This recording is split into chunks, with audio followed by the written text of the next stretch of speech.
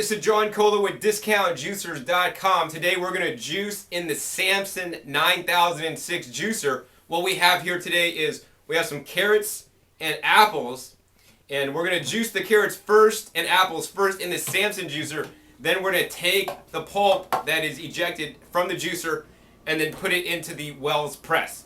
So you could do this with any juicer. Take the pulp that you have left over, and in some cases there may be 30 to 40% more juice left in the pulp, but today we're going to specifically find out how much more juice is left when juicing this specific combination in this machine. Of course, your results may vary depending on the produce you're using. For example, leafy greens in this machine are a lot more efficient than juicing carrots, but in all cases, and in most cases, your pulp is still going to be wet, so having something like a Wells press is going to be really advantageous to get all the juice out of your fresh fruits and fresh vegetables. So without further ado, let's talk about the Samson 9006 machine. The main difference between the Samson 9006 and the original Samson 9001 is, number one, the warranty. The warranty is 15 years on the new machine. And the other big thing that's really important, I think, in this machine is if we take off this end cap here and we pull out the auger.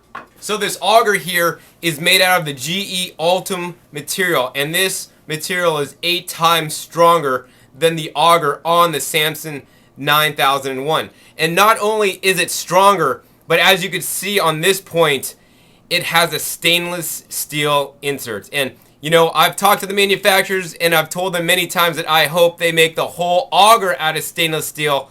At least they made a portion of the auger out of stainless steel thus far. I'm still waiting for them to make the whole auger out of stainless steel, but at least we have this much made out of stainless steel right now. And the main benefit to this is that, you know, these augers turn, and when these augers are turning, they're turning inside a screen, much like this one. The auger goes in the screen and it spins around, and the produce goes in there, and basically it's compressed and compressed, smaller and smaller, until the point where it's literally squeezed and the juice is squeezed out of the pulp.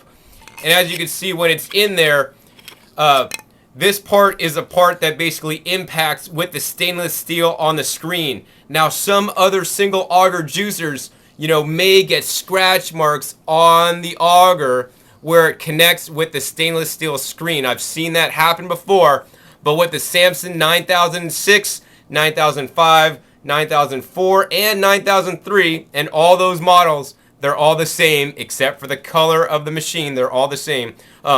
With all those machines, it has a stainless steel insert, and you'll never get basically the auger scratching in to the screen, and that's the real benefit of the new Samson models. Let's go ahead and put it back together. This machine is one of the easiest to assemble, disassemble, and also to clean. So we simply put the auger back in place, put the screen back in place. The other thing that's unique to the Samson machine, unlike some of the other single auger machines, is that it has this end cap. So what this end cap does right here is actually puts pressure on the pulp and keeps the pulp inside the machine to get further extraction coming out in a higher yield. So I do definitely like that on the Samson 9006 machine. So once again, we'll assemble this, we'll put it in place and turn it to lock it closed, and now we are ready to juice. So we're just going to simply take a carrot, put the carrot in there. We're going to use the pusher. Never stick anything into the juicer besides the pusher. If you stick knives or anything in the juicer, it could damage anything you stick into the juicer, plus it could also damage the juicer, and that would not be covered under warranty.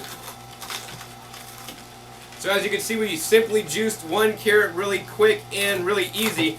We're getting all this carrot pulp coming out of the end of the machine, and if you look underneath the machine, you'll see all the juice coming out.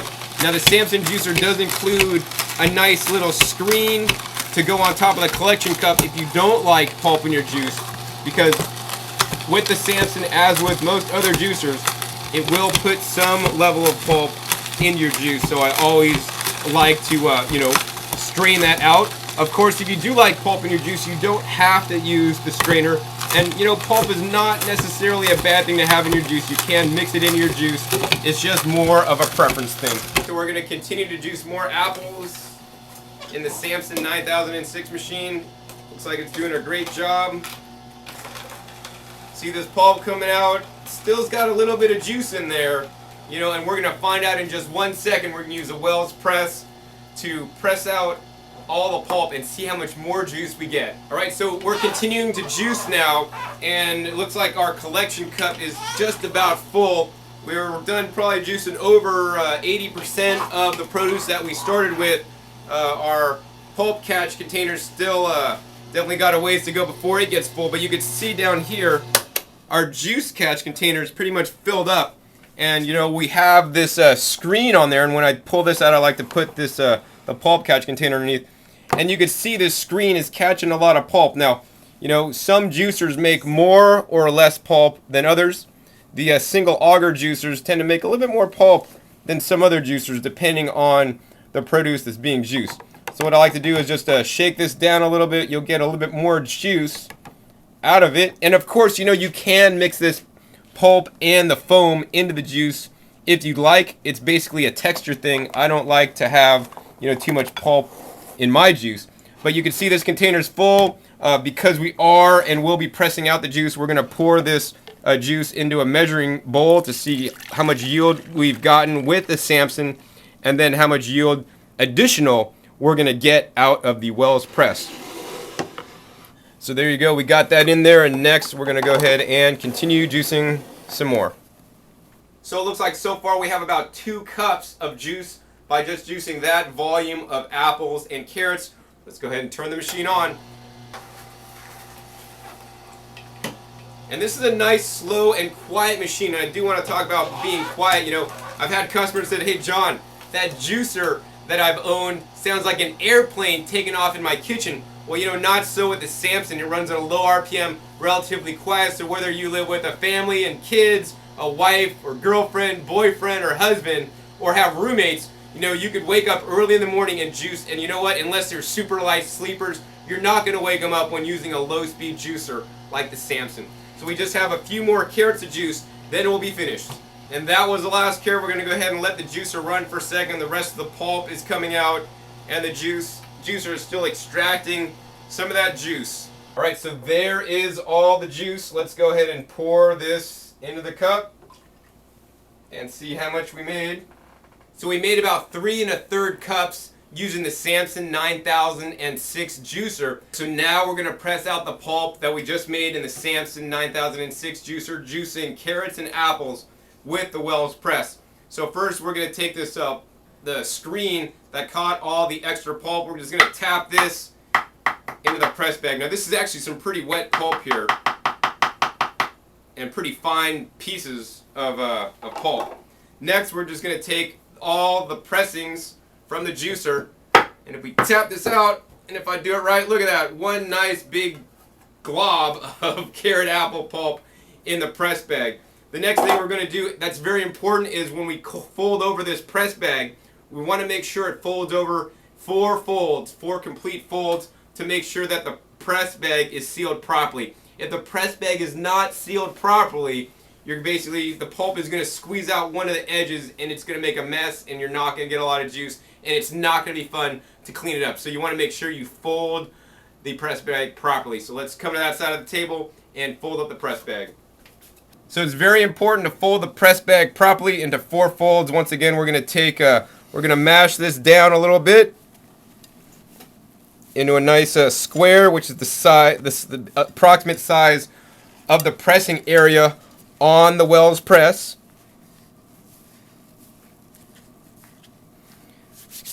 Next, we're going to take one side and fold it over.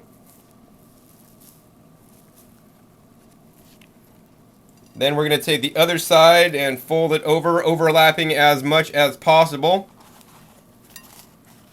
That's the second fold. So now we have 2 folds. Next, we want to get a 3rd fold in there, so it's like wrapping a burrito up. Make it nice and tight. 3rd fold there, and finally the 4th fold right over here. Make sure it's aligned properly. Bring this up and over.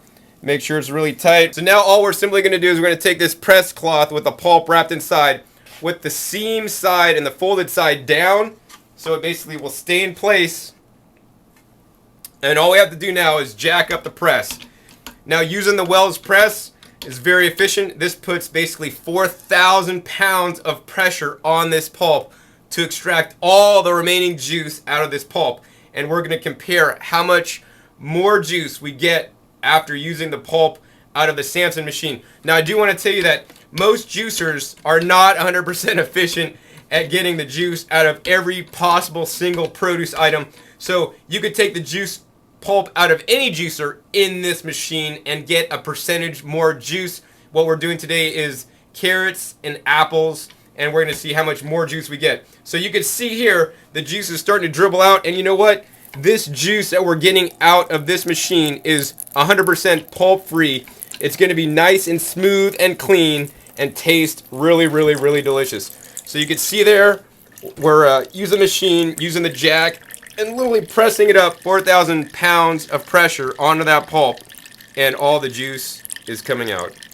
What we're going to do now is I like to lower it just to make sure we're going to get all the juice out. We're going to lower and take the pressure off the jack out of the press. We're going to lower this and we're going to take a look at the pulp. Nice compacted block of pulp here. Take a look at this now. Man, that's just like one solid piece stuck together of pulp. Really cool. We're going to simply now, what we're going to do is we're going to reposition this and see if we get more juice out of the pulp. What I like to do is just take this and basically cut it into fourths once again and make another nice block. Smush it down a little bit. And once again, very important, 4 folds. 1 fold. 2 folds. 3 folds. And the 4th fold, pull it tight, and then we're going to put this whole press cloth in the machine, tighten up the thumb screw. Once again, that's how it works. Tighten that up and simply jack it up. And how this works is really cool. It just basically compresses the space that the pulp is in and literally squeezes all the juice out of the pulp. This is the most efficient way to juice, literally. And this is how those big boys do it, like Odwalla. They use all commercial-sized presses in their operation to make that fine quality juice that they then pasteurize in most cases. So you could do it yourself at home with a Wells press and have commercial quality, fresh pressed juice in your own kitchen. So we're getting a little bit more juice once I refolded it and we put the pulp back in. But you know what? For all practical purposes, we're really not getting that much. So once again here, I always like unfolding this pulp. It's like that surprise on Christmas when you open a package. You get to see what you're going to get. Man, this is some really dry pulp. This is literally sawdust dry. There it is. I mean, I could take it and squeeze it in my hand, and there's literally no juice left in that pulp. This is the most efficient way to ensure that you get all the juice out of your pulp, because most people are throwing money down the drain when you're throwing pulp that is still wet out or composting it. Hopefully you're reusing it, at least feeding it to your dogs. So now let's check the results. We're going to see how much the Samson juicer made, and then we're going to see how much extra juice the Wells press made after we pressed out the pulp. So here are the results. As you can see, the Samson juicer, juicing carrots and apples, made approximately 26 ounces of juice, and the extra juice that we pressed out with the Wells press was approximately 6 ounces. So that made approximately 23% more juice. To round that up, we could maybe do like, say, 25%. Now, the percentage more juice you're going to get depends on the produce that you're juicing and the efficiency of the juicer that you're using. So the Samson 9006 machine did a fairly good job already, because after even pressing out the pulp, it only made 23% more juice. In other results, when I pressed out the pulp, I've got up to close to 33, maybe up to 40% more juice. Of course, depends on the style juicer and the produce you're juicing. So once again, you will get more juice with the Wells press. We have determined that. How much is up to you and what you're juicing and the juicer you're currently using. Hope you've enjoyed learning more about the Wells press and the Samson 9006 juicer today. This is John Kohler with DiscountJuicers.com. Be sure to visit discountjuicers.com/YouTube for special promotional offers for our YouTube visitors.